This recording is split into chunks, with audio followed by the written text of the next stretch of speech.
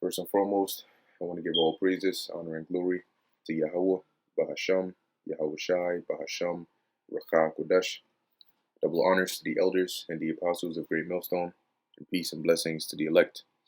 And yeah, man, well, I came across this article. It was an interesting title, so I read it, started reading into it, and yeah, pretty straightforward. The this German foreign minister, I'm gonna play the video, and I'm also going to read it. Um, in essence, declared war, right as the article was saying. So it says German foreign minister just said just said the quiet part out loud on Ukraine.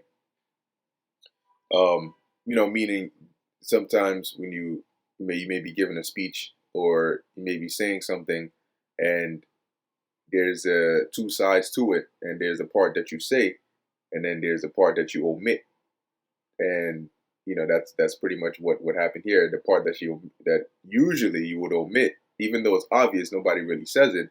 She went and said it anyway. Okay, which is all the spirit. All right, Proverbs 21:1. It tells you that the heart of the king, or the king's heart, is in the hand of the Lord, and as rivers of water, he turneth it with whithersoever he will. Now, yeah, it says the king's heart, but it's not just. It doesn't mean that it has to be a specific king. They have to be a monarch, and they have to be go by that title. No, it's referring to a ruler, but really it's referring to everybody, because the Most High controls all of our thoughts. But it puts emphasis on the king or the ruler, because in the, I believe it's in the book of Sirach, it says that as the way of the ruler is, so are the people, right? So there you go. So now it says German foreign minister Annalena Baerbock, if I'm saying that right, bluntly stated in fresh remarks that Western allies are fighting a war against Russia. Now, the interesting thing about this is that for a couple of months now, as this Russia-Ukraine war has been going on, the U.S. and certain other allies have feigned themselves to not be getting involved. And at first they said, what did Biden say when they asked him if he was going to send troops? If I remember correctly, they asked him if he would send troops over there, and he said pretty much like that would start World War III. And yet they turn around, because the thing is that it's not that they don't want a war. There's a saying, all wars are bankers' wars. But it's about the timing, and it's about the manipulation of people. When you deceive somebody into thinking that you don't want something, when that's really what your goal is, they'll never suspect you, right? So that's pretty much what they like to do. All right. But in any case, it's no surprise that things are escalating the way they are. The Most High has set everything for an appointed time. But like we all know as well, regardless of how heated this gets, the MOTB, which is a major prophecy, right? The CHIP has to come out before the destruction of this place. Put it like that. Now that doesn't mean that nothing is going to happen at all in the East involving Russia, involving these key players in World War III. That nothing is going to happen at all. Everything is just going to stay still until the MOTB comes out. No, okay, because time is always moving and prophecy is intertwined. So you're gonna have things happening. The Lord has to, like if you say you're cooking, right, and you're making a certain kind of meal. Most of the time when you're cooking, you have to multitask. If you are frying an egg, you have to get the pan. You got to turn on the stove. You got to put the oil in there or whatever, however you do it. And then you got to let it heat up a bit. And in the meantime, you're beating the eggs and you're preparing whatever else. You're going to cut up some, vegetables or whatnot, so you're constantly multitasking, right? While one thing is happening, you're working on another.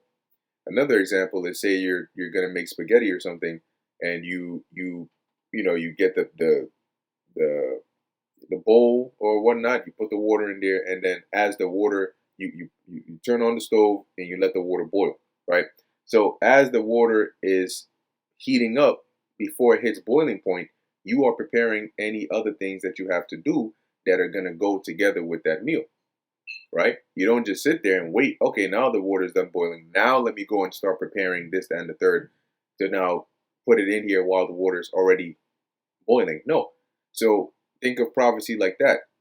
Yes, one thing has to come before the other, but it doesn't mean that nothing is going to happen until this one thing happens. So the Lord can very well start heating up this war and have things popping off and going, and then, but obviously not until not the destruction of this place, but things can still escalate. Okay, so as one prophecy hurries, the other tarries, but it's done in a way where they flow right into another. So as we keep saying, the destruction of America won't come until the fulfillment of the MOTB, Revelation 13 and 16. But that doesn't mean that the tension between these nations and the going to war, because going to war doesn't mean that, hey, all right, U.S. declares war on Russia. Okay, then in 20 minutes, nuclear missiles have been shot off. There's an escalation. Okay, and the Most High is gonna keep it. He's gonna turn it up, but he's gonna keep it at bay enough to allow other prophecies that need to take place to take place.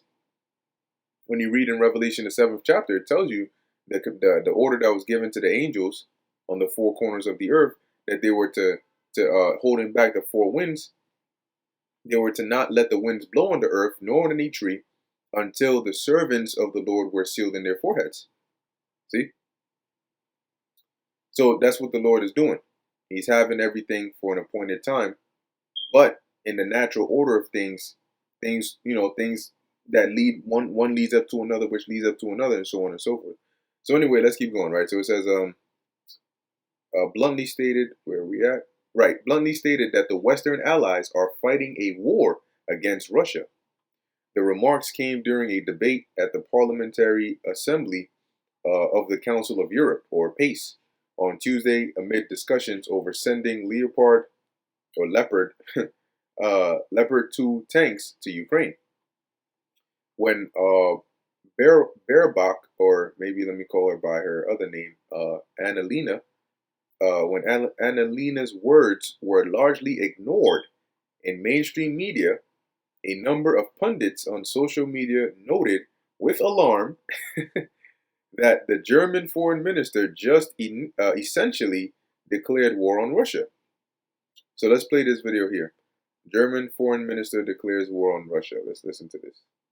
And therefore, I've said already in the last days, yes, we have to do more to defend Ukraine. Yes, we have to do more also on tanks. But the most important and the crucial part is that we do it together and that we do not do the blame game in Europe, because we are fighting a war against Russia and not against each other. Thank you. Thank you, Madam Minister. So she knows what she said. Nobody jumped up and said, let me correct you 1 second. No, we're not fighting a war with you. She said it nice and boldly too, with a nice proud look. Right? We. I'm sure we all understand what we means, right? We is inclusive of us. It's more than one person. So we are fighting a war with Russia, she says. Interesting. Now, you may say, okay, well, she didn't really declare war on Russia, but think about it like this. If you were you had a beef, whatever, you had conflict with somebody, a rival, and it's getting heated, things are getting intense, and so there's a back and forth going on. You got to watch it back, and so on and so forth. And then you hear somebody that you know on TV or or on social media or whatnot saying on video, yeah, we got to keep in mind that at the end of the day, say your name is John, right? And they say at the end of the day, we're not fighting amongst each other. We fighting against John. What are you gonna think as John hearing somebody that you know, I don't know, Timmy or Michael or whatever, come on video and say that, backing up your enemy. In your mind, you're going to say, okay, so I don't have beef with just, I don't know, whoever the enemy is. Now you are a part of the enemy. That's a direct call out. And there's a reason why the Lord is having that happen. Because those who are smart enough to wake up, really, those who the Lord has opened up their eyes, put it like that, and those that can apply, even a certain degree of common sense, you'll start to see that, hey, the world is going in a very specific direction. It's no more vague and indirect. No, it's pretty direct, the direction that the world is headed in. Anybody can see that and say, look, this spells trouble for everyday life as you know it. And yet, you have some people that still go about, not a clue as to what's going on in this venue of things, because they quite frankly don't care. So it says, ironically, other German officials have long sought to emphasize their country is not a party to the conflict, fearing uncontrollable escalation. Well, they can put their fears to rest now because that prime minister just did it for them. It says, contradicting this official stance, Annalena said the quiet part. She said the quiet part out loud and introduced the comments with, and therefore I've said already in the last days. Interesting, huh? The last days. Yes, we have to do more to defend Ukraine. Yes, we have to do more also on tanks.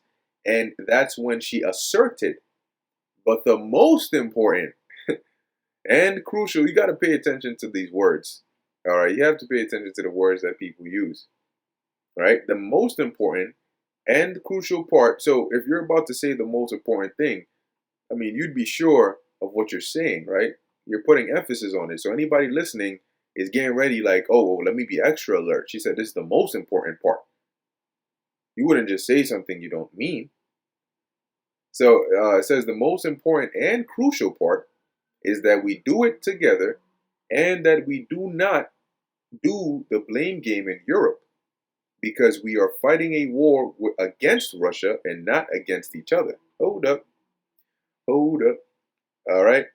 Let's think about that for a second. We are fighting a war against Russia and not against each other, which it's funny because they will get into a war with Russia, but then at the end of the day, they are going to get into a war with each other, pursuant to Revelation the 17th chapter. And mainly it's going to be against America, in which that infighting is going to get to the point where America's so-called allies in NATO and the EU are going to shoot their missiles on America. So that's going to be an interesting thing to see. It says, interestingly, both Chancellor Olaf Scholz and his former defense minister, who recently resigned, Christine Lambrecht, have been seen as weak on arming Ukraine, repeatedly declaring an unwillingness to get pulled deeper into the proxy war aspect to the conflict. But now it seems the more hawkish Annalena is willing at this point be much more open with the reality of what's happening. So could they declare war? Could the West, NATO, and Russia actually be at war and openly declare it? It's possible they could. Will America be destroyed before the MOTB comes out? No, it won't. All right, because that's the order of prophecy. So regardless of how much things escalate, you always have to keep that in mind. So Germany technically declared war on Russia just another Wednesday, I guess. Russian Foreign Ministry spokeswoman Maria Zakharova seized on the comments, saying this is yet more proof that the Western allies are planning a war on Russia, or were planning a war on Russia all along. If we add this to Marco's revelations that they were strengthening Ukraine and did not count on Minsk agreements, then we are talking about a war against Russia that was planned in advance. Don't say later that we didn't warn you. Ooh, interesting. One thing is for sure, things are moving fast. Yeah, they are, because we're in the last days. These are all prophetic signs. What you're feeling is the wind before a storm, that strong, mighty wind that starts blowing, giving you the warning that or really what you're seeing is the storm clouds gathering, and it's getting darker. It says more tanks. This is Alex Jurikic, that's how you say it. Um, More tanks and support to Ukraine. 3 additional B-52 bombers flying to unknown locations. Russian warships with hypersonic missiles in the Atlantic. No attempts at negotiating peace. If you didn't recognize the endgame last February, do you understand now? Pray for humanity. Oh man. But if ultimately what you need to understand is prophecy, because when you understand prophecy, you don't get stressed out. You don't lose your mind. You understand exactly what's going on. This is the book of Second Ezra, chapter 16, verse 10. And see, the closer we get to the end, the more valuable these scriptures become. But even deeper than that, what's most valuable about it is the understanding of it. Because somebody may know that the scriptures talk about World War III, or they talk about this, that, and third, but the real value is understanding, where is that written, how is it written, what does it mean, how can you apply that and use that to your advantage. This is why in Romans 11 and 33 it talks about the depth of the riches of the knowledge and the wisdom of Yahweh Ba'ashem Yahweh Shai. Because when all else fails, the Lord won't. If you have the Lord, you have everything. You can literally be you can have nothing but the clothes on your back, but if you have Yahweh Ba'ashem Yahweh Shai, you have everything. Because all those other things that people desire for, the money and this and that, all those they come and go. When you read the book of Ecclesiastes, King Solomon emphasizes that a lot. That's why he speaks so much about vanity, because they don't last. You're not immortal to stay here. You die, and whatever you had goes to somebody else. You have a gold chain, somebody can steal it. It's like all these things are temporary, but what's eternal is this truth and the benefits of it. And the work, see, that we are, what's that? Cast not away your faith, which worketh for us a far greater reward. Let me see if I can find that. It's a good precept. It's a very good precept. Let's see. Cast. Recompense. Is that with a C or with a S? There it is. Hebrews 10 and 35. It says, cast not away therefore your confidence, which hath great recompense of reward. Because the work that we are doing through faith is an eternal work. If you really think about it, we are doing an eternal work. These works are going to last for all eternity. They will never fade away. And the reward that we're going to reap from this is going to be eternity. And we're going to keep on. So we're doing a temporary work for an eternal reward. Imagine that. We are doing a temporary work for an eternal reward. Let me jot that down in my notes. I'll hold on to that title right there. Okay. We are doing a temporary work for an eternal reward. And that's really what we're doing. This the job of going out there prophesying, doing the will of the Lord, in the sense of teaching, making your body a living sacrifice, that's not forever. But the reward of it is going to be forever. We're going to continuously reap that. It doesn't get better than that. 2 Ezra 16 and 10, it says, he shall cast lightnings, and who shall not fear? He shall thunder, and who shall not be afraid? The Lord shall threaten, and who shall not be utterly beaten to powder at his presence?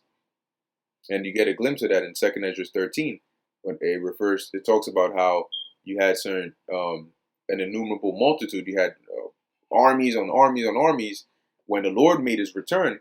and they gathered to fight against him. And Ezra said he didn't see the Lord lift up his hand or hold a sword or panic or any of those things.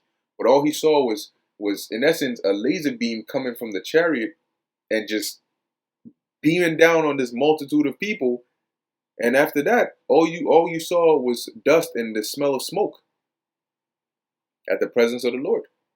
Now imagine that's a sight from a movie, like from a Marvel movie. Somebody gets shot with one of those technological guns by the aliens, and then they just eviscerate. You just see smoke. Now imagine that you seeing something out of a CGI scene in real life.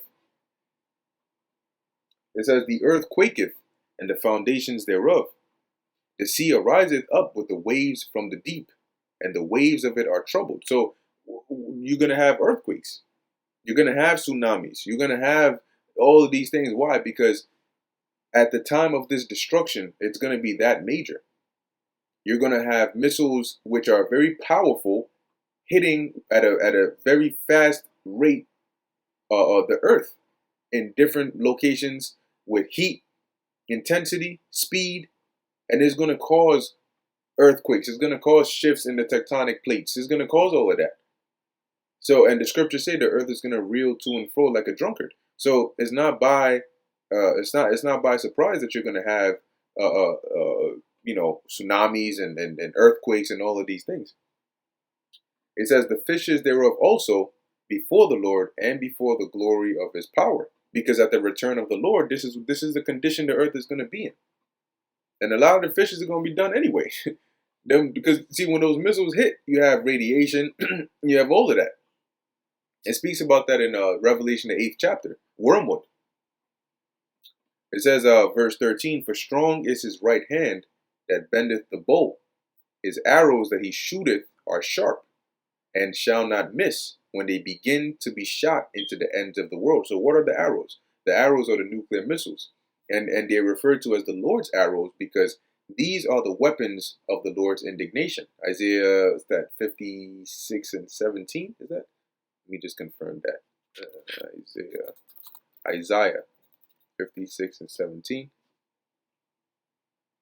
Is it? Am I tripping out? Maybe I'm tripping. 54. That's what it is. 54. There we go. 54 and 17. That's the one. I just wanted to check that real quick, but it goes into the it's like actually 54 and 16. Yeah. The wasted to destroy. All right. Which are going into these missiles, right? So those arrows are those missiles, and as it says, they shall not miss, which is also spoken about in Joel, the 2nd chapter. It tells you how these missiles are not going to break their ranks.